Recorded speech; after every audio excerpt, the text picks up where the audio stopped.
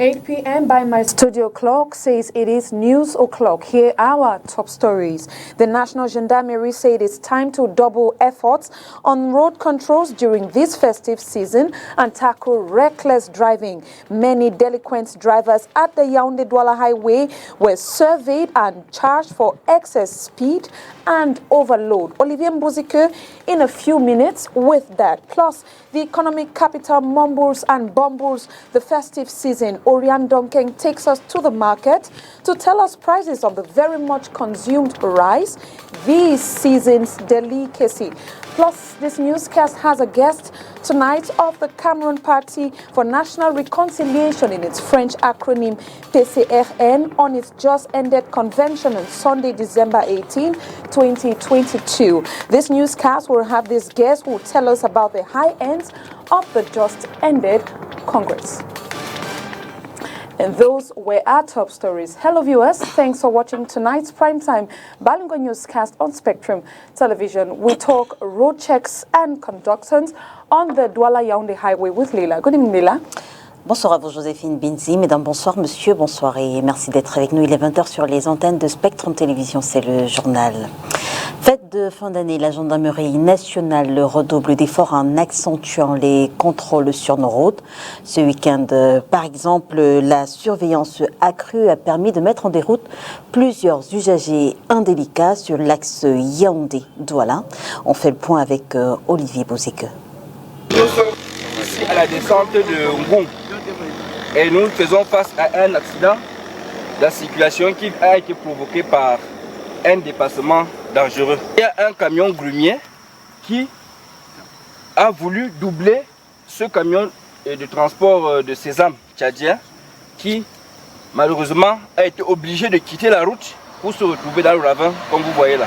Plus de peur que de mal, aucune perte en vie humaine déplorée. Le chauffeur indélicat va répondre de ses actes devant la loi. Quand il finit de le renverser, il ressort, il part. C'est comme ça que j'interpelle un moto d'aller prendre son immatriculation. Comme il y avait beaucoup de circulation, il lui a retrouvé avant là où il y a le nouveau péage. Il a pris son numéro. On a donc appelé Boumiebel. On l'a interpellé là-bas. Face à l'incidisme sur l'axe Yaoundé-Douala, à la veille des fêtes de fin d'année, la gendarmerie nationale redouble vigilance, traque et sanctionne aux besoins comme cet usager qui a tenté de fuir le contrôle. En cette période de fête, déjà, aux chauffeurs, nous les appelons à respecter la vie des usagers qu'ils transportent et à ne pas céder à la pression des passagers pour essayer de faire le maximum de voyages possibles. La sensibilisation s'adresse également aux passagers. Nous demandons aussi aux passagers de dénoncer tous les comportements déviants de la part des chauffeurs. Notamment, ils doivent s'opposer à la surcharge en route, ils doivent s'opposer à l'excès de vitesse et même au dépassement dangereux. Ils peuvent toucher déjà les différents postes de gendarmerie qui sont le long de la route. Sinon, il y a le 113 et le 1500 qui sont des numéros verts qui sont ouverts à tout moment pour dénoncer de pareils comportements. Vu le trafic dense, ici les contrôles sont systématiques durant cette 408e phase de la prévention routière pour une fin d'année sans accident. Fête de fin d'année encore, Noël c'est dans quelques jours et dans les marchés de la capitale économique du Cameroun, les plaintes sont nombreuses avec notamment les denrées de première nécessité qui se font de plus en plus chères et du coup résoudre l'équation repas pendant les fêtes de Noël devient très difficile et compliqué. Oriane Donkeng. Le riz, le poulet ou encore la tomate sont fortement demandés durant ces périodes festives. S'agissant du riz, le prix ne fait pas l'unanimité. À l'heure actuelle, ça a eu une petite augmentation. Ça a une augmentation de 500 à 1000 francs. C'est là où nous sommes un peu menacés sur le marché. En réalité, le sac de riz que nous on payait à 17 500, aujourd'hui, nous on se retrouve en train de payer à 18 500. Moi, je ne vois pas les hausses dans les prix du riz. Les prix qu'on vend actuellement existent, c'est le même prix depuis l'année passée. Non, il n'y a pas de hausse de prix. Que serait une fête de Noël sans son célèbre plat, le riz à la sauce tomate? Cette dernière connaît une flambée et ici aucune certitude pour le jour J. La fête commence déjà comme ça, là, comme aujourd'hui, c'est la première semaine. Bon, là, le prix a changé, ça a changé parce que bon, aujourd'hui, ce n'est plus comme hier. Hier, il y avait 3500, 4500. Aujourd'hui, nous nous retrouvons à 7000, 7500. Attention, il y a manque parce qu'il n'y a pas l'arrivage aujourd'hui. Aujourd'hui, c'est lundi, il n'y a pas l'arrivage. Le poulet n'est pas en reste. Son prix est fonction de la race et du poids. Pour le prix, ça dépend le gabarit des poulets. Tu vois, ça c'est les parentaux, ils vendent ça à 6500. 6500. Oui. Il y a un moment qu'il y a les poulets comme les ponglis, ils vendent ça à 3000 francs. Oui, il y a les clients qui ont acheté, mais c'est plus comme avant, c'est maintenant un peu trop cher. À quelques jours de la Noël, ce n'est pas la grande affluence ici au marché Sandaga de Douala. Les plaintes sont nombreuses, l'équation du menu lors de ces fêtes de fin d'année peine à être résolue. This brief following the literal governor's orders for the non-circulation for commercial bikes between 8 p.m. to 6 p.m., 238 commercial bikes were taken in the Douala 1 municipality, 150 in the Douala 2, 233 in the Douala 3, 258 in the Douala 4, and 401 in the Douala 5 municipality. It sums up to 1,280 commercial bikes who didn't follow administrative orders were taken. Worthy of note is the fact that the owners of these engines, before reclaiming them, are advised to present proper identification to property and fine levied on them to complete this process. And now we take you to the southwest region where 57 billion CFA is the amount voted by board members of the Cameroon Development Corporation for the 2023 fiscal year. The budget, which has witnessed a 26% increase, occupied the first years, which locally called the Corporation Board Office in Limbe at the weekend of the board members. Catherine Kone with details. The Cameroon Development Corporation, CDC, has adopted the sum of 57 billion francs CFA budget for the year 2023. The revelation was made during the second ordinary session board meeting chaired by the chairperson Hope Sone Ebai at the corporation head office in Limbe over the weekend. Yes, we just had a long board meeting. It was the board meeting in budget session to examine the budget for 2023, which we have adopted, and the budget reflects the optimism that we have as a going enterprise based on the positive aspects that we witness in terms of the security and other ambitious plans that we have in the various areas that we budgeted for. So we hope that things will go in order for us to realize that budget to make our corporation move forward. The budget, which is balancing income and expenditure, will be used for the realization of projects next year. This ending has been quite a challenging one. We had very big ambitions. Our ambitions, we did not quite meet them, or we are not going to meet all of our ambitions. We had some setbacks in the area of security. You're journalists, you know that when we thought that we had settled and we were going to start operating and exploiting our plantations in Nyanja and so on, there were some attacks, and it hit us badly. But we think that the security forces have taken appropriate measures that give us the confidence that come 2023 we are going to operate in a better conditions and therefore realize our goals that we have played. It should be noted that CDC Corporation is amongst one of the companies in Cameroon that has suffered from the socio-political upheaval in the two English-speaking regions of the country. Ouverture ce matin à Yaoundé des travaux d'examen et d'adoption du budget du comité de pilotage CERAC. Les experts de la CEMAC examinent également les dernières recommandations prises par les chefs d'État de la sous-région sur les enjeux de ces assises. Je vous propose cet extrait sélectionné par Olivier Bouzic. la vision que le président du COPIL nous a donnée dans ce budget est de mettre en application les résolutions du Conseil des ministres du COPIL qui s'est tenu de 11 au 12 août 2022 ici à Yaoundé.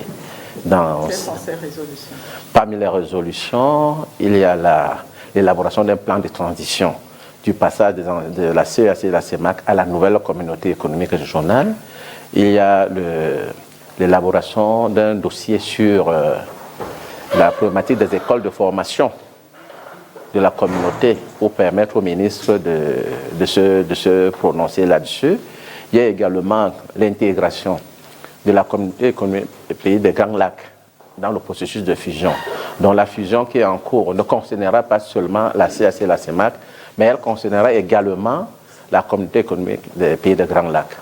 Voilà un peu près. Et puis il y a le parachèvement, le président du COPIL a insisté que dans le budget, qu'on prenne en compte le parachèvement du processus de la mise en place de la nouvelle union douanière. Puisqu'on dispose déjà d'un projet de tarif extérieur commun, il demande à ce que ce soit parachevé, que ce soit révisé pour l'arrivée au système SH 2022 et parachever également les négociations sur le code douanier de l'Afrique centrale à 11 États. Tous ces éléments permettront donc à la nouvelle communauté d'hériter d'un passé, de démarrer une fois que les chefs d'État auraient acté la naissance de la nouvelle communauté. Il y a un autre élément également qui va impacter le secrétariat technique. Les ministres ont demandé à ce que le secrétariat technique soit élargi à parité égale à 2 représentants de la commission de la CEMAC, 2 représentants de la commission de la CEAC, 2 représentants de la commission du secrétaire exécutif permanent de la communauté économique des pays des Grands Lacs. Donc, pour permettre à ce que le travail, c'est-à-dire la transition, puisse être supportée par cette structure et le renforcement de ce personnel. 1900. La stèle en hommage aux victimes du déraillement du train à Ezeka vient d'être inaugurée par le ministre des Transports. C'est un ouvrage bâti sur 3000 mètres carrés à proximité de la gare ferroviaire d'Ezeka, dans la région du littoral. Inès Pangan et Julie Pau. C'est un ouvrage de 18 mètres de haut. Il est constitué d'un bloc de béton représentant une voiture voyageur encastrée dans un massif, surplombé par un élément de voie ferrée, le tout entouré par 4 grandes colonnes. Les symboles derrière cette stèle, construite en hommage aux 79 morts et 551 blessés du déraillement d'Ezeka, le peuple camerounais qui pleure ses enfants, parti vers le ciel alors qu'il désirait se rendre à Yaoundé ce 21 octobre 2016. 6 ans après, la douleur reste toujours aussi vive. Un douloureux souvenir évidemment, c'était un vendredi comme celui-ci. Je ne sais pas si c'était le même climat, j'étais dans le wagon et moi je me souviens de mon wagon qui a déraillé à 100 mètres là. Donc c'était un... Je suis content qu'on ait enfin érigé la stèle en mémoire de nos frères et sœurs disparus. J'ai une grosse pensée pour les familles éprouvées et surtout pour... et aussi autant pour moi, pour ceux qui continuent avec des séquelles, des souvenirs malheureusement très douloureux. Ezeka aujourd'hui est honoré de voir que le chef de l'État a tenu compte de ce devoir mémoriel et a érigé cette stèle à la mémoire des disparus. Bâti sur un espace d'environ 3000 mètres carrés, situé à proximité de la gare ferroviaire d'Ezeka, dans la région du littoral, la stèle mémorielle comprend un monument principal, un bloc administratif et sanitaire, une mini-adduction d'eau et un champ photovoltaïque. La cérémonie d'inauguration de ce complexe a lieu ce 16 décembre 2022 à Ezeka. En politique, le Parti camerounais pour la réconciliation nationale vient de tenir un congrès extraordinaire à Ngaoundéré. A pris part à ses assises Jean-Jacques Ndjok Miseke. Il est le président du PCRN France et on le reçoit sur ce plateau. Bonsoir, monsieur Ndjok. Bonsoir, Léla. Alors, qu'est-ce qu'on retient globalement des assises de Ngaoundéré? Ce que je peux vous dire, c'est que c'était déjà une très grande fête que peu de partis politiques organisent dans cet espace, dans cette région du Cameroun. Ce n'est pas évident. Environ 600 camarades qui se sont déplacés pour cet événement. qu'on attendait et nous avons demandé au président national de nous offrir ce congrès extraordinaire. Et les principales articulations sont très claires. On a eu pour la première fois 3 actes, ce qu'on appelle les actes du congrès. C'est-à-dire nos statuts ont été révisés, on a reçu un nouveau règlement intérieur et plus singulièrement un code général des élections dans le parti. Parce que vous êtes sans ignorer que nous avons renouvelé il n'y a pas très longtemps les organes de base du parti. Et le président a voulu nous doter maintenant ce qu'on appelle un code électoral propre au parti, qui est l'émanation de tout ce que les camarades ont demandé et ont connu comme difficulté lors de ces renouvellements.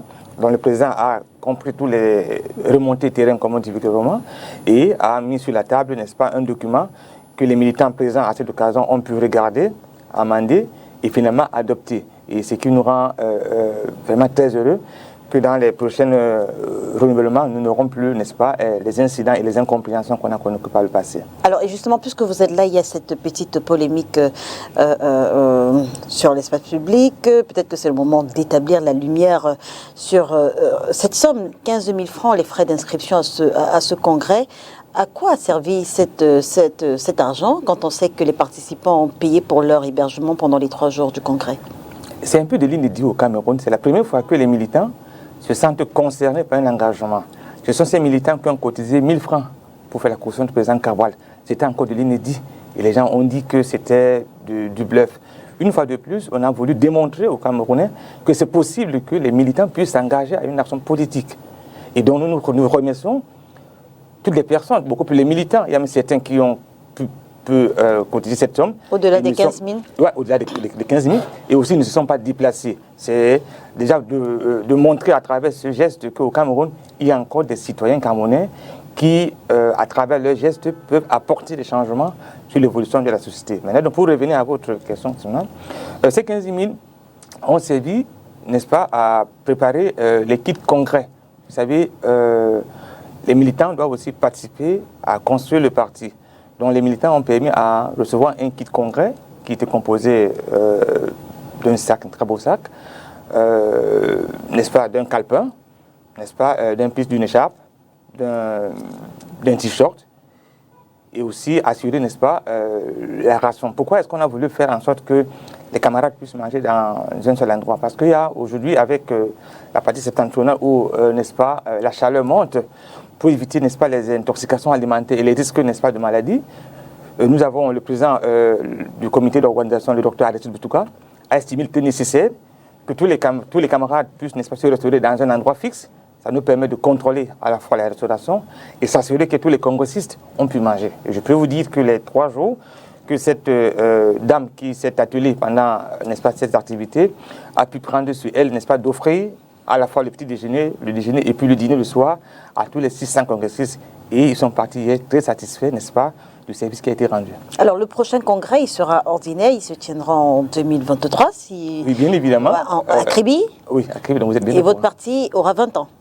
Bien évidemment. Vous nous en dites plus. Et c'est l'occasion aussi, le président Karoua Déby l'a annoncé que le prochain congrès ordinaire, celui-ci était extraordinaire, donc le prochain qui aura lieu, il a certainement dit aussi précisément le même mois, au mois de décembre, et sur les berges de l'océan, donc à Kribi, chez le docteur Aristide Boutouka précisément, que nous allons, n'est-ce pas, rendre beaucoup plus très très officiel de tous les actes de congrès qu'on a pu adopter lors de ce congrès extraordinaire qui a eu lieu, n'est-ce pas, à Ngaoundéré, les 7, 17 et 18 décembre.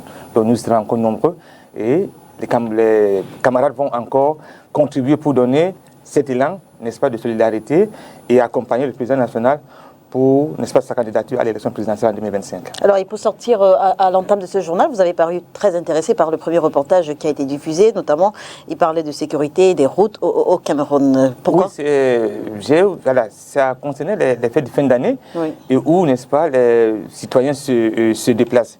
C'est l'occasion aujourd'hui de dire aux populations d'Uncam et de Yabassi en particulier qu'ils ont aujourd'hui à leur disposition, n'est-ce pas, tous les outils nécessaires pour se déplacer convenablement à travers les différents services qui sont mis à leur disposition. Il n'y a pas très longtemps, nous avons mis un service à leur disposition, donc ils peuvent s'en servir et pouvoir se déplacer et bénéficier, n'est-ce pas, des conditions beaucoup plus favorables pour ce déplacement.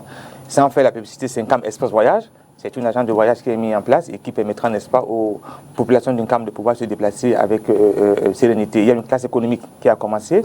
La classe VIP prendra, n'est-ce pas, ses quartiers dès le 1er janvier 2023. Merci en tout cas d'avoir été avec nous, Monsieur Jean-Jacques Djok Miseke. Je rappelle que vous êtes le président du PCRN France. Merci d'avoir accepté notre invitation. C'est moi qui vous remercie. Culture, la communauté Tupuri de Douala est célébrée ce week-end la 23e édition de la fête du coq, une occasion de vulgarisation du patrimoine culturel de ce peuple de la région de l'extrême nord et un marquage du début d'année selon le calendrier Tupuri. Inès Pangan. La fête du coq est de retour dans la communauté Tupuri. Après 2 ans d'absence due à la Covid-19, les ressortissants de ce peuple de la région de l'extrême nord se retrouvent à Douala pour la 23e édition du Feyokake.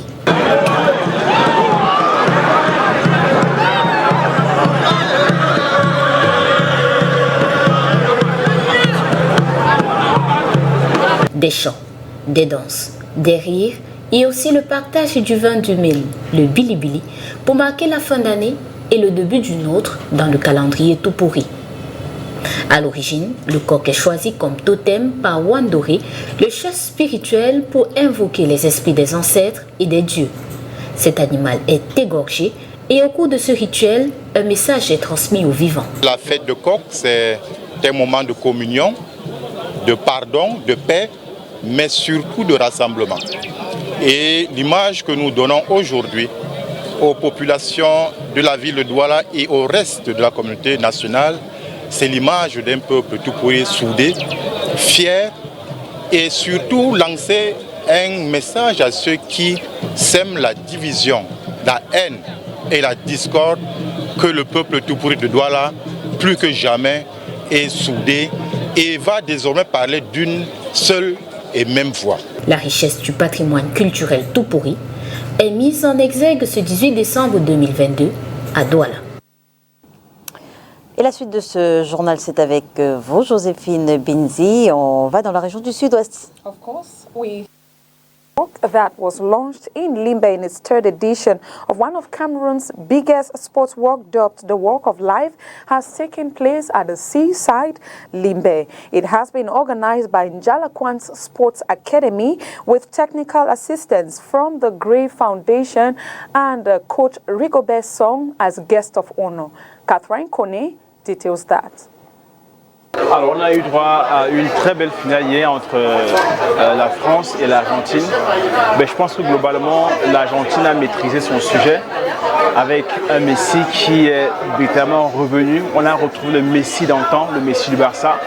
Et en face, on a eu un Kylian Mbappé qui voulait justement doubler la Coupe du Monde, parce qu'il faut rappeler qu'en 2018, il faisait déjà partie de l'écurie qui a gagné cette prestigieuse compétition. Maintenant, je pense que globalement, l'Argentine mérite largement cette finale. C'était pour moi la meilleure équipe de la finale.